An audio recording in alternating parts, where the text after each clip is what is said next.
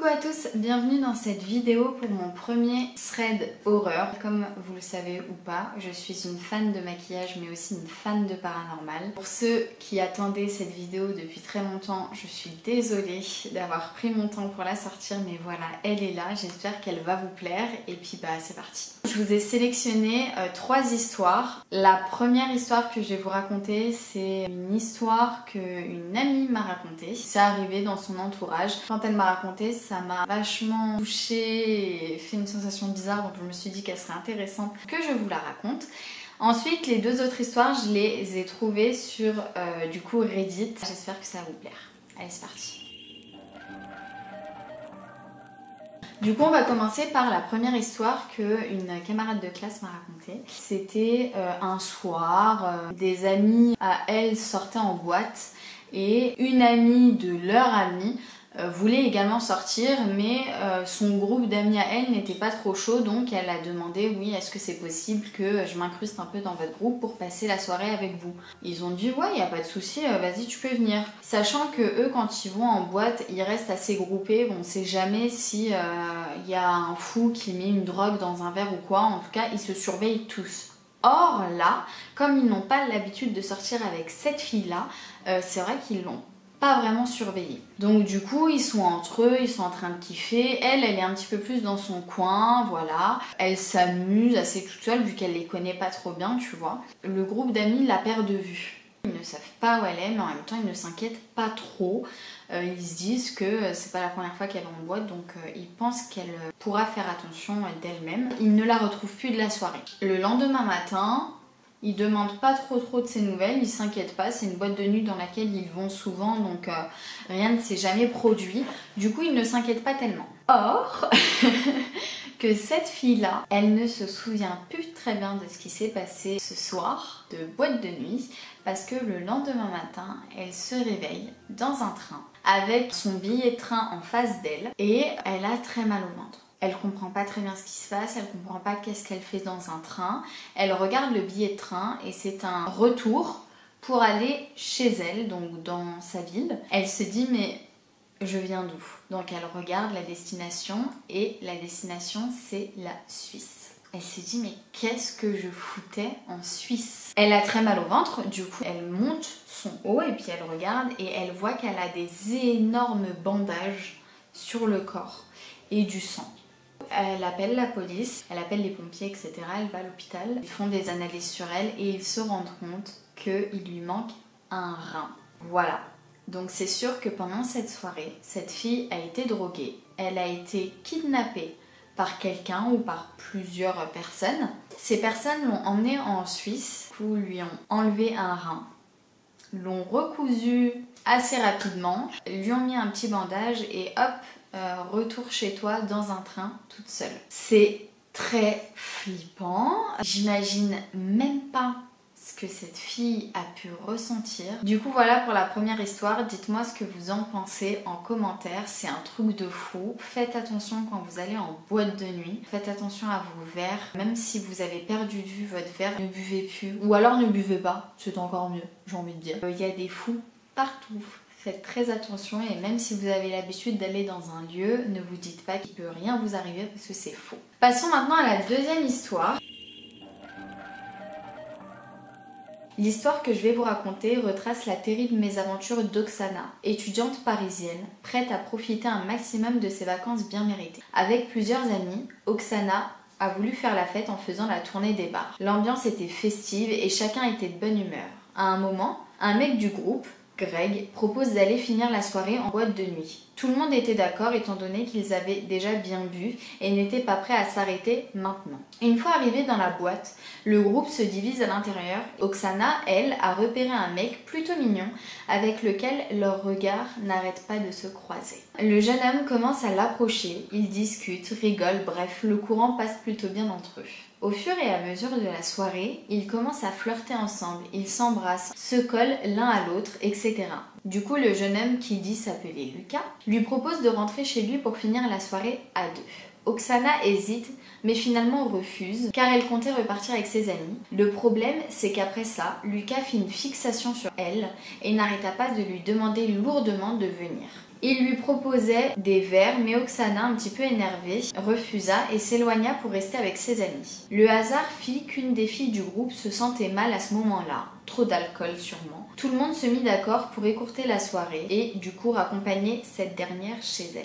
Lucas essaya de récupérer une dernière fois Oksana en la prenant par les hanches et lui dit de venir chez lui, mais Greg s'interposa en voyant le regard de son ami craintif et ils réussirent à s'en aller. Le lendemain, Oksana faisait défiler son fil d'actualité Facebook et elle a vu un incident qui s'est passé cette même soirée. Une jeune fille qui était présente dans cette boîte de nuit a été retrouvée morte dans une baignoire d'un bâtiment voisin avec des organes en moins. Selon des témoins présents à la soirée, cette fille a été vue pour la dernière fois avec un jeune homme ressemblant trait pour trait à Lucas en train de quitter la boîte de nuit. Horrifiée, Oksana comprit de suite pourquoi ce dernier était autant insistant envers elle et elle comprit la chance qu'elle a eue d'avoir la lucidité de ne pas le suivre, sans quoi elle ne serait probablement plus en vie à l'heure actuelle. C'est chaud, elle a eu beaucoup de chance cette fille, que l'autre fille du coup retrouvée morte n'a pas eu. Les filles en boîte de nuit, voilà, pour eux ce sont des cibles faciles, donc faites très attention. Des histoires comme ça, j'en connais beaucoup, donc voilà, faites très attention. En plus maintenant ils vous prennent vos organes s'ils ne vous tuent pas après, donc faites très attention, vraiment, s'il vous plaît, soyez sur vos gardes. Passons à la troisième histoire maintenant.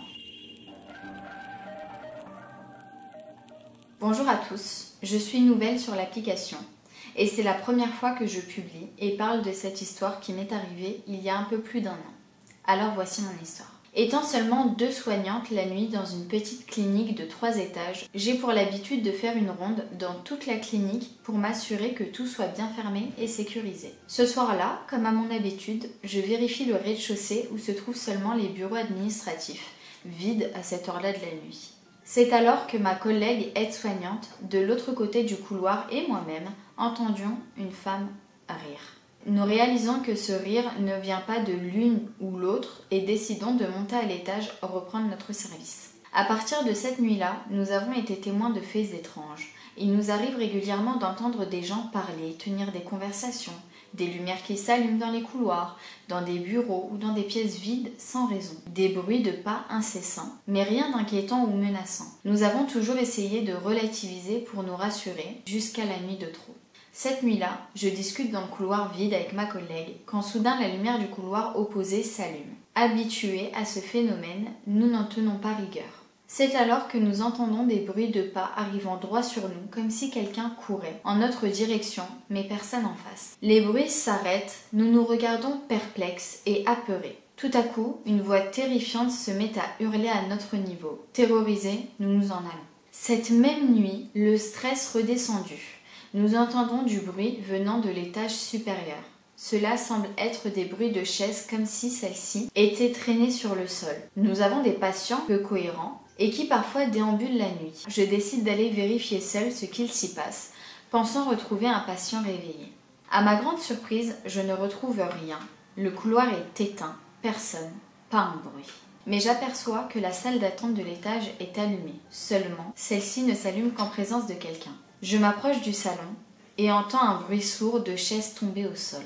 J'ouvre la porte, toute tremblante, me doutant que quelque chose n'allait pas. La pièce est vide et les chaises se trouvant dans celle-ci sont renversées. Certaines déplacées comme jetées au sol. Impossible de fuir, nous devons finir notre service. Le reste de la nuit sembla interminable. Depuis cette nuit-là, nous travaillons avec la boule au ventre et sommes toujours témoins de phénomènes étranges, inexplicables.